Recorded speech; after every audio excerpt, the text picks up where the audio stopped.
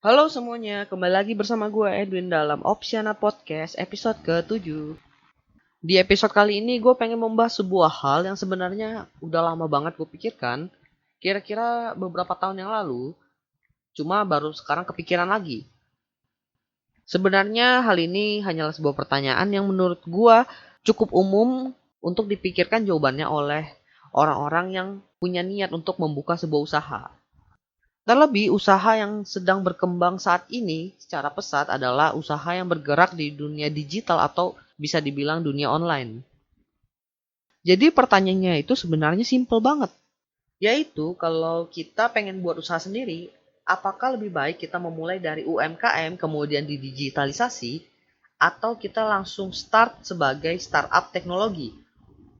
Dari pertanyaan itu ada dua istilah yang dibandingkan. Yang pertama, digitalisasi UMKM dan juga startup teknologi. Alasan gue simple, kenapa gue pengen bahas topik ini, karena satu, gue itu dari dulu pengen banget punya usaha sendiri. Entah itu mau UMKM kek, mau itu startup kek, gue gak peduli, ya penting gue punya usaha sendiri. Yang kedua, gue itu pengen memulai dari hal yang paling simple, yaitu gue pengen membuat sebuah produk. Ya udah, produk aja. Kemudian produk itu gue jual, entah mau secara langsung kayak atau mau secara online kayak, gue nggak peduli. Tapi di sisi lain, gue itu juga anak IT. Anak IT itu sangat identik dengan yang namanya startup teknologi. Kalau anak IT mau buat usaha, mitosnya ya buat startup teknologi. Nah, dua hal ini yang membuat gue dilema ketika gue pertama kali pengen buat usaha. Lebih baik mana? Buat UMKM kemudian di online kan atau buat startup teknologi. Dalam episode 7 kali ini gue pengen mengupas sedikit tentang dua konsep usaha ini, yaitu digitalisasi UMKM dan juga startup teknologi. Kemudian gue pengen sharing tentang pertimbangan-pertimbangan gue dalam memilih salah satu dari dua konsep bisnis ini. Gue bakal mulai dari digitalisasi UMKM. Mari kita mempreteli dulu kata digitalisasi UMKM. Digitalisasi adalah sebuah proses mengubah sesuatu yang awalnya bersifat analog menjadi digital. Sedangkan UMKM adalah usaha mikro, kecil, menengah. Atau definisinya adalah sebuah jenis usaha yang bisa dikategorikan berdasarkan jumlah aset atau modal dan omset dari usaha itu sendiri. Artinya, UMKM itu adalah jenis usaha yang berdasarkan jumlah nominal. Jadi UMKM itu sebenarnya nggak ada hubungan secara langsung dengan teknologi digital yang berkembang saat ini. Makanya untuk menghubungkan UMKM dengan teknologi digital, dibuatlah sebuah istilah yang dinamakan digitalisasi UMKM. Jadi, apakah digitalisasi UMKM itu sepenuhnya mengubah UMKM menjadi usaha digital? Jawabannya bisa ya dan juga tidak. Ada usaha yang bisa didigitalisasi atau di-online-kan secara keseluruhan. Tapi ada juga UMKM yang cuma bisa sebagian aja. Lalu apa aja sih yang didigitalisasi atau di-online-kan dari usaha UMKM? Biasanya yang didigitalisasi atau di-online-kan itu adalah bagian pemasaran produk atau jasanya. Yang dulunya sebar-sebar brosur, sekarang ada sistem broadcasting. Juga ada e-brosur. Yang dulunya pasang iklan di tiang listrik, sekarang bisa pasang iklan di marketplace seperti Tokopedia atau OLX. Bisa juga lewat Google AdSense atau enggak Google AdWords.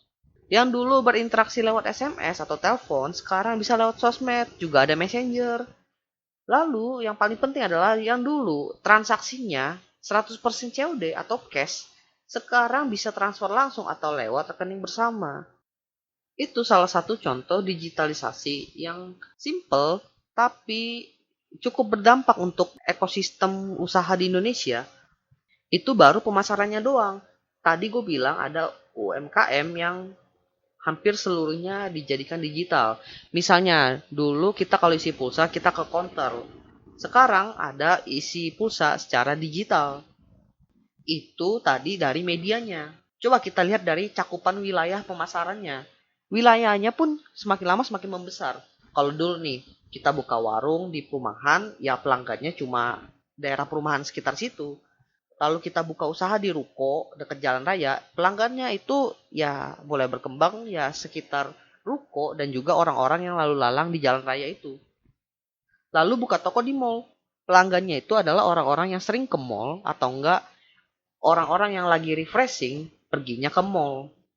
Nah, melalui digitalisasi UMKM ini, kita bisa memasarkan usaha, produk, dan juga jasa kita secara online.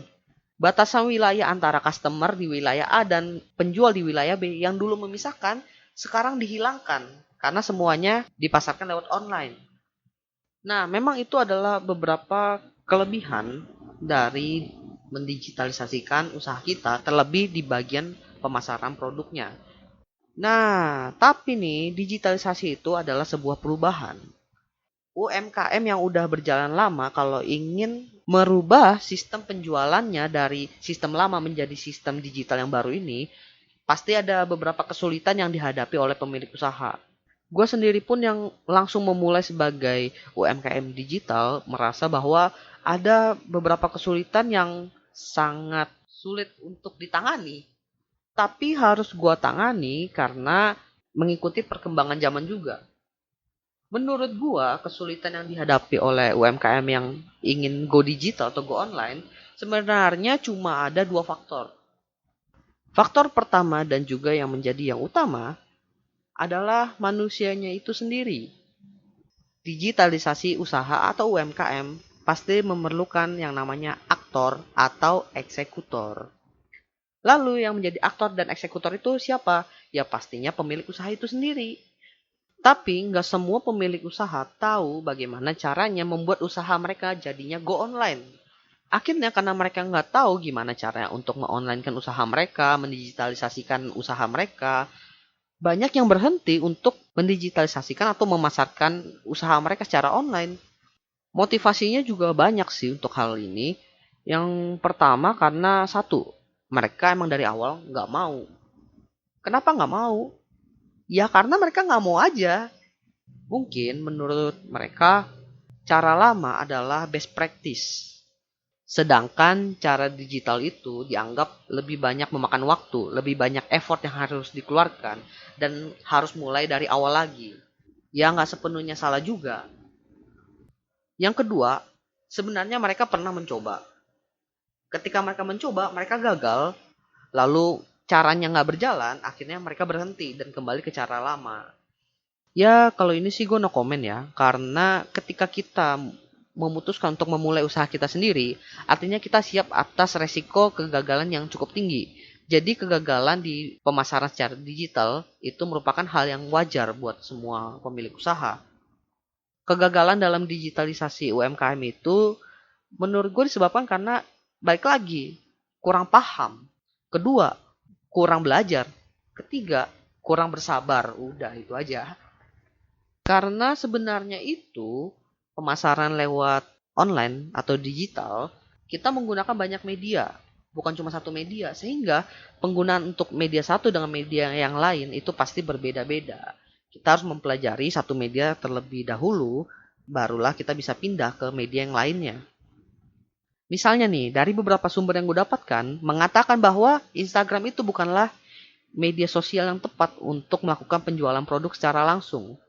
Instagram lebih cocok digunakan untuk yang namanya branding. Lalu kalau mau jualan langsung lewat mana? Gampang, lewat marketplace bisa. Atau enggak buat website sendiri. Jadi menurut gua, faktor utama yang menghambat digitalisasi UMKM adalah manusianya itu sendiri. Lalu faktor keduanya apa? Faktor keduanya itu adalah infrastruktur. Oke, sebelum pikirannya kemana-mana, infrastruktur yang gua bahas ini nggak ada hubungannya sama sekali dengan pemerintah. Memang harus diakui ya bahwa infrastruktur di Indonesia pembangunannya masih belum merata. Terlebih untuk digitalisasi usaha atau UMKM itu, internet itu adalah salah satu faktor penting atau bagian terpenting.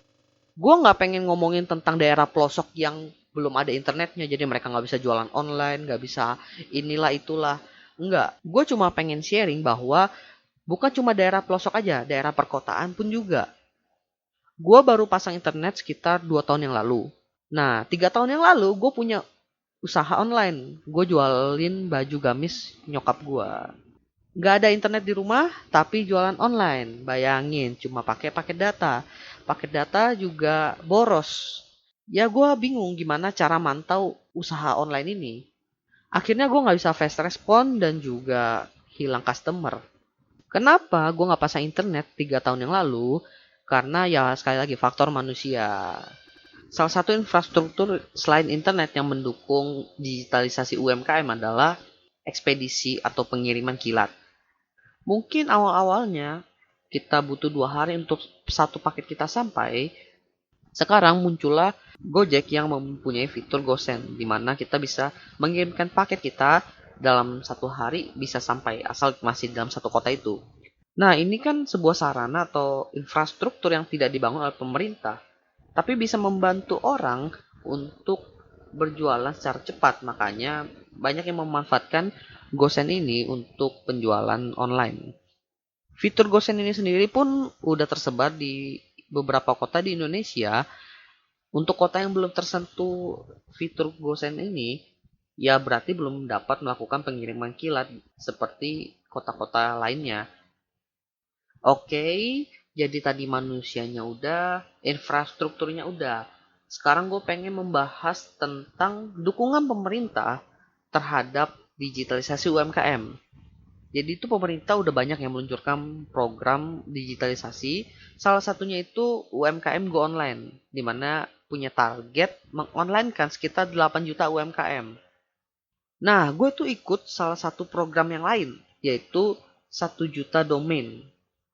Nah, di mana kita bisa buat sebuah website yang tentunya pakai template, tapi kita udah dapet domain gratis. Program ini sendiri ditujukan untuk UMKM, komunitas, dan juga beberapa lembaga pendidikan seperti sekolah. Tapi memang biasanya pemerintah itu menerapkan program ini dengan jenjang waktu per periode. Jadi setiap periode itu bisa 6 bulan, bisa sampai 1 tahun. Lumayan lama sih, cuma worth it menurut gue. Dan program ini menurut gue pun kurang cocok ya buat orang yang pengennya cepet-cepet, nggak sabaran. Yang kayak hari ini daftar, langsung pengen jadi besok. Nggak cocok banget. Jadi gue saranin kalau mau ikut program-program pemerintah, sebaiknya di planning dulu. Jangan pas mepet, baru nyari. Karena sifat-sifat yang kayak gini nih, menurut gue di masa depan akan sangat mematikan. Itu tadi dari pemerintah. Kalau dari pihak swasta juga ada. Dari Google. Namanya itu Gapura Digital. Sebenarnya ini program udah lama banget. Kira-kira mulai dari beberapa tahun yang lalu. Gue nggak begitu ingat juga tahunnya kapan. Cuma yang gue inget, mereka pernah sebar brosur. Salah satunya di Tanah Abang, tempat nyokap gue buka toko. Dan menurut gue antusiasmenya yang dulu sampai sekarang itu beda banget. Dulu pas mereka sebar brosurnya itu banyak yang nggak dibaca. Di toko nyokap gue aja dijadiin tatakan kopi. Sedangkan sekarang udah nggak banyak brosur yang disebarin atau mungkin udah nggak ada. Tapi udah banyak yang pakai atau nggak mengikuti program Gapura Digital ini. Poin selanjutnya adalah startup teknologi. Nah, ini cukup seru nih. Gue bakal mulai dari membahas startup. Startup itu apa sih? Startup adalah sebuah bisnis yang baru berjalan kira-kira kurang dari 3 tahun. Artinya, kalau startup teknologi, langsung aja sebuah bisnis di bidang teknologi yang baru berjalan kurang dari 3 tahun. Simpel amat ya. Startup teknologi di Indonesia saat ini bisa dibilang jadi jenis usaha yang lagi hot dan hits juga. Pertanyaannya, kenapa sih startup teknologi itu bisa menjadi sesuatu yang sangat diidam-idamkan saat ini? Jawabannya menurut gue simple, karena Satu, teknologi semakin lama semakin berkembang. Siapa yang bisa menguasai satu wilayah kecil aja dari bidang teknologi ini, misalnya di e-commerce, maka akan mendapatkan keuntungan yang cukup besar dan benefit-benefit lainnya untuk kedepannya nanti.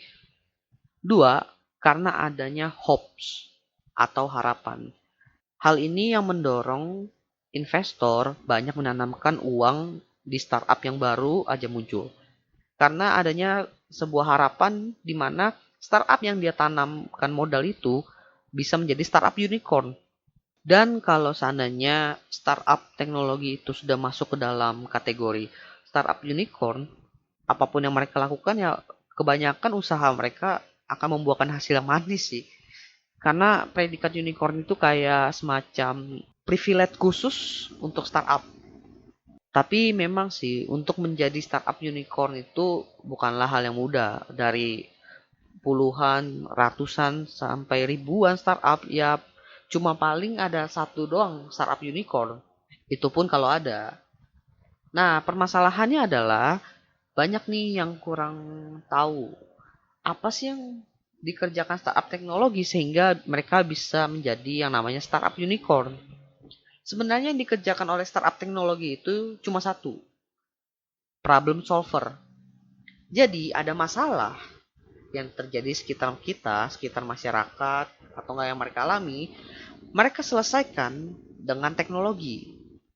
Kenapa teknologi? Karena teknologi itu saat ini bisa menyelesaikan masalah dengan cara yang lebih efisien. Asalkan kita tahu caranya dan cara yang kita terapkan itu benar-benar solusi dan juga efisien. Awal-awalnya nih, perkembangan startup teknologi di Indonesia itu beranjak dari satu, penghubung. Contohnya nih, Tokopedia. Mereka itu menghubungkan pembeli dan penjual agar transaksi online lebih aman. Lalu muncul Gojek.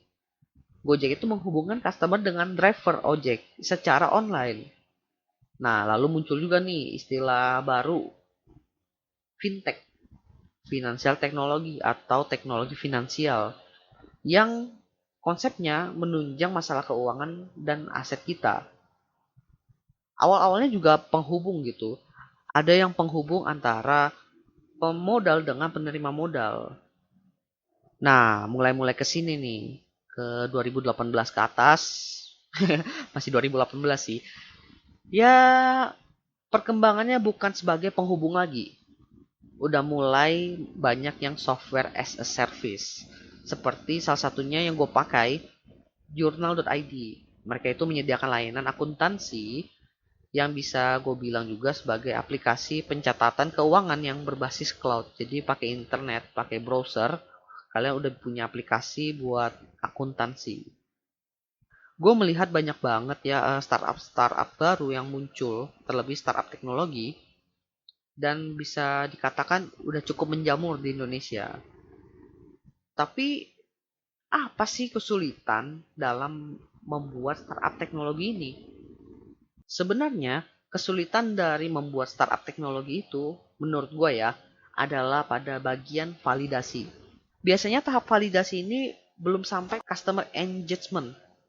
Jadi belum ada kontak langsung dengan customer. Mereka cuma memastikan apakah ide mereka dan solusi mereka itu valid dan bisa diterima masyarakat. Lalu penerapannya bagaimana? Lalu memastikan dari mana mereka bisa mendapatkan pendapatan. Nah, seperti itulah yang menurut gue cukup sulit. Kesulitan kedua yang pasti adalah soal pendanaan. Nah, ini sih udah rahasia umum. Gimana sih rahasia umum? Rahasia tapi umum. Jadi pendanaan itu dari beberapa sumber yang udah gue dapatkan dan gue baca, startup itu butuh yang namanya dana segar, suntikan dana. Nah, dana segar ini digunakan untuk menarik customer. Contohnya nih Gojek pas awal-awal meluncur, mereka itu bakar duit, bener-bener bakar duit. Istilahnya bakar duit. Mereka itu gue inget banget ngasih promo dari 5.000 untuk sekali perjalanan, lalu naik 10.000, lalu naik 15.000, dan akhirnya sekarang ya masih ada promo-promo juga. Mereka juga masih bakar-bakar duit, cuma nggak separah pas awal-awalnya. Nah, tapi di sini menariknya, Memang sulit mencari pendanaan, apalagi dana segar dari investor. Cuma ketika udah ada yang invest, banyak tuh investor-investor lain yang bakal tertarik buat invest di startup yang udah diinvest tadi. Meskipun mereka tahu bahwa startup ini bakal habis-habisan bakar duit. Pertanyaannya kenapa mereka berani naruh duit dalam jumlah besar hanya buat dibakar? Karena balik lagi tadi, adanya harapan bahwa ini startup adalah startup unicorn. Pertanyaannya, memangnya startup itu nggak mendapatkan apa-apa? Atau mungkin nggak ada pendapatan sehingga mereka malah bakar duit mulu? Menurut gua aja ya, sebenarnya startup itu masih mencari-cari model bisnis yang tepat. Mereka mencoba tuh revenue modelnya bagaimana, gimana cara mereka mendapatkan pendapatan. Pendapatan itu pasti ada, cuma kalau dihitung-hitung belum sampai untung. Nah, akhirnya masuk ke poin bahasan yang paling gue tunggu-tunggu dari tadi. Dari tadi udah bahas teori, artikel, bla bla bla. Sekarang gue pengen beropini aja, beropini ria. Jadi tadi gue udah bahas digitalisasi UMKM, udah bahas startup teknologi. Jadi kalau mau memulai usaha, lebih baik mulai dari mana? Apakah buat UMKM dulu lalu didigitalisasikan atau lebih baik buat startup teknologi aja? Gue bakal mengupas beberapa hal yang menjadi pertimbangan gue buat memilih antara dua hal ini. Pertama dari segi produk. UMKM itu biasanya bermain di wilayah produk dan jasa yang nyata. Dan juga biasanya bukan digital. Kemudian dengan bantuan internet bisa dipasarkan ke berbagai wilayah. Sedangkan startup itu produknya rata-rata produk digital. Ada produk dalam bentuk nyata juga. Dan biasanya itu produk teknologi. Yang membedakannya itu balik lagi. Kebanyakan startup teknologi itu produk-produknya diciptakan untuk menyelesaikan masalah di sekitar kita. Yang kedua adalah sumber daya manusianya.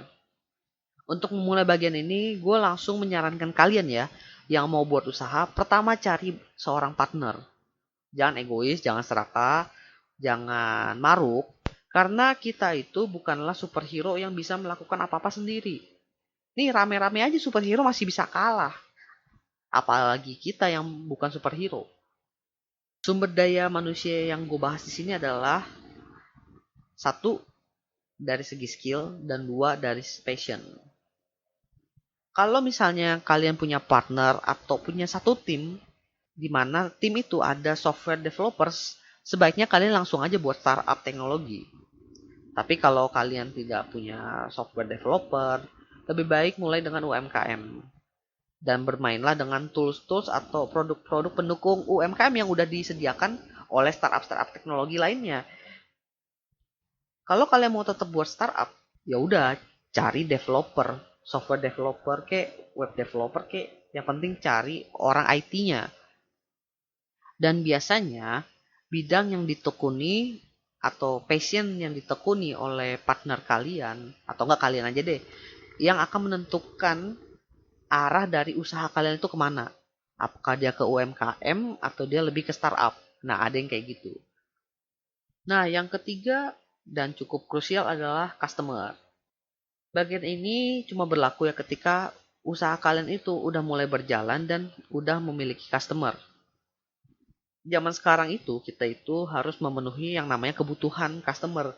Sehingga customer itu yang bisa dibilang menjadi titik tren kita. Kita yang ngikutin customer. Usaha yang awalnya UMKM nih bisa berubah jadi startup teknologi. Ketika mereka merasa customer mereka itu lebih tertarik kepada produk-produk digital yang mereka keluarkan. Misalnya, gue jualan HP di counter, tapi yang laku pulsa gue. Ya udah, gue buat aja startup yang menjual produk digital seperti pulsa. Ada juga nih startup teknologi yang bisa berubah jadi UMKM. Istilahnya pivot lah.